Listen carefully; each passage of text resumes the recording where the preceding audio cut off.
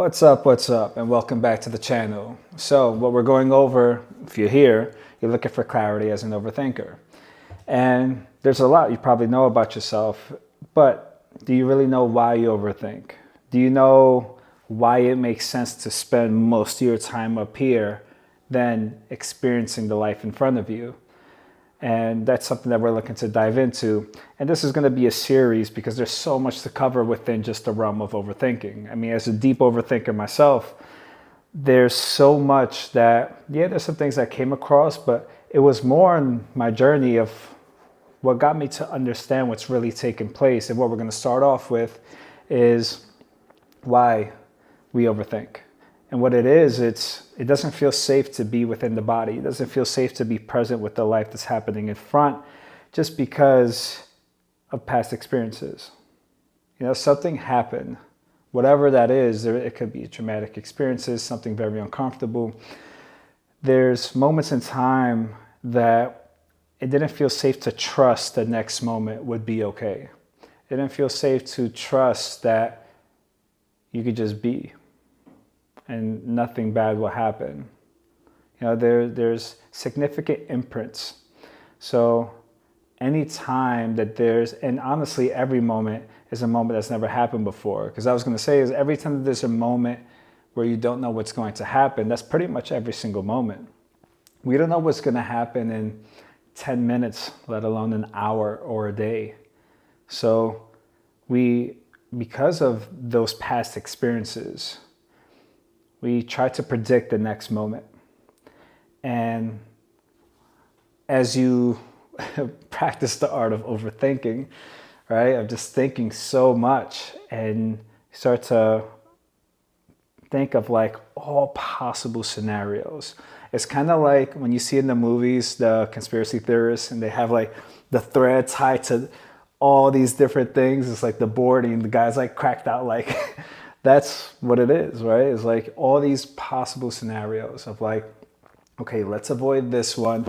This one, okay, this happens, I could kind of live with it. And then there's the preferred options. And then what happens is we try to see if we can manipulate life in a way to go towards the preferred options. But the thing is, so much time is passing by that you're not seeing what's happening in front of you.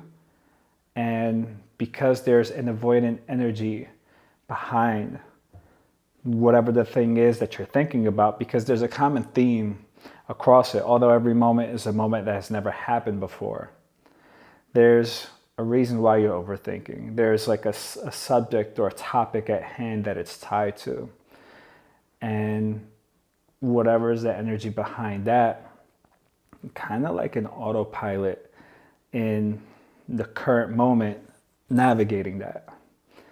And the main thing is acknowledging first that it's just safety. Safety is the main thing that's being craved through overthinking.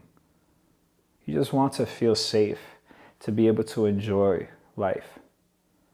You don't want to stay in your head. Nobody wants to stay up here because there's no feeling up here. And the interesting thing is imagination is so vivid that it can trick you to believe that it's real life. You can see the images within your mind. You can, even if it's like a conversation with somebody, or even like was an easy one, an argument with somebody, right? Or like, better yet, here's a better one. Where somebody says like, hey, let's talk, or like, we have to talk about something that's important, and they don't tell you what it's about. Tell me you're not overthinking about that shit. Tell me you don't have all different kind of scenarios to where it's like, there's like the cool range, there's a really good range, and then there's like, what the fuck are we gonna talk about? Why didn't they just tell me, or at least tell me, what is it about? There was this suspense. Did something happen? Did I say something? And it's like, it starts going down this path. And the main thing is acknowledging with that sense of safety, you know, you just want to feel into what would give you the permission to feel safe with all circumstances. And you get to see that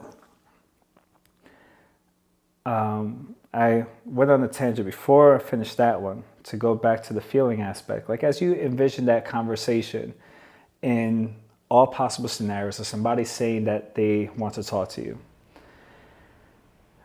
you can feel what that conversation would be like, right? You can feel when it's good, you can feel when it's neutral, and you can feel the intense ones. You can feel, man, I don't know what we're talking about. I don't know if it's this subject, this topic, but you can feel the intensity within your body.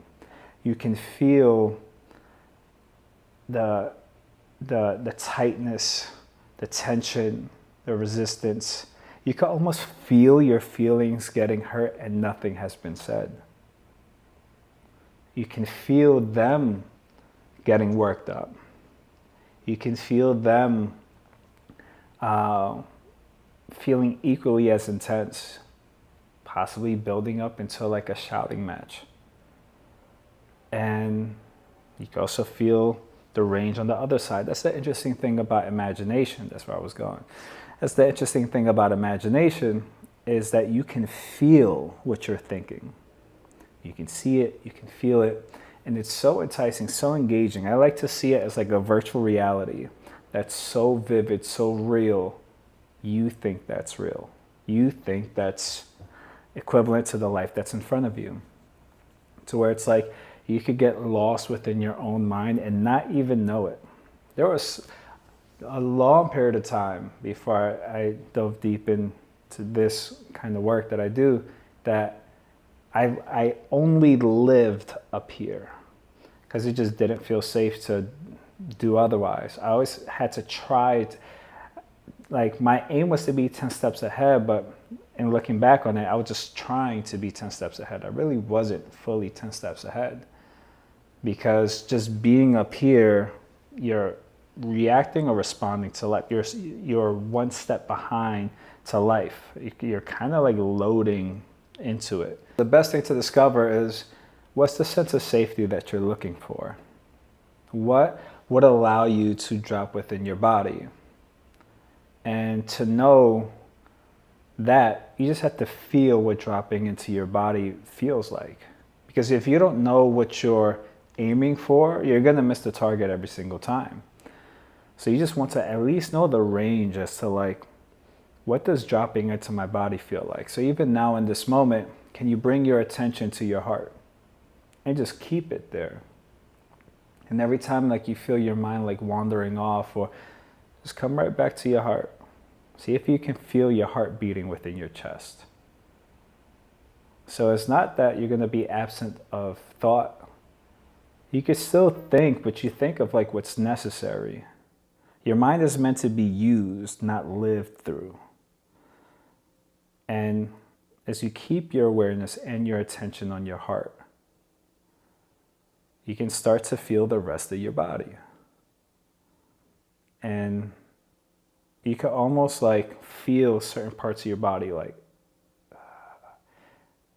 relaxing, but still not sure, and it's just waiting for your permission. So I would say, play with this. You know, if this is new, if this is not new to you, awesome, come back to it. See how detailed you could be with this present moment in front of you. If it is new to you, then just play this game of like being in your heart, coming back to your heart. And everything that you're doing, oh, that's right, let me feel my heartbeat. Let me experience the life that I'm living rather than think about it.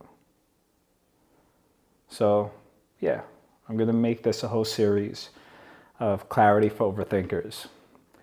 And because, I mean, I feel like everybody overthinks, at least at some point throughout their life. There's nobody I've met that has not overthought. So I figured this would be a great way to just drop in and connect. Like I'm literally sitting Indian style in my chair, just being comfortable with you. This is just the drop in. And as you can see, compared to my other videos, like I'm switching it up. I'm actually being very intentional with these. I have my microphone, I'm using my phone instead of my laptop, making sure I'm visible with some lights. And this is going to be a consistent, ongoing thing of just dropping in with you because I really want to build a community that thrives on safety and security and love and encouragement. And that's something so I went on the trip. This is towards the end of the video if you want to, I finished on the topic, but if you want to know a little more, I'm going to tell you about my trip in about like 2 minutes. So yeah, I went on the trip to Joshua Tree. I was like stressed out before because I felt like I was in this fog and all I could see was like the next step ahead of me.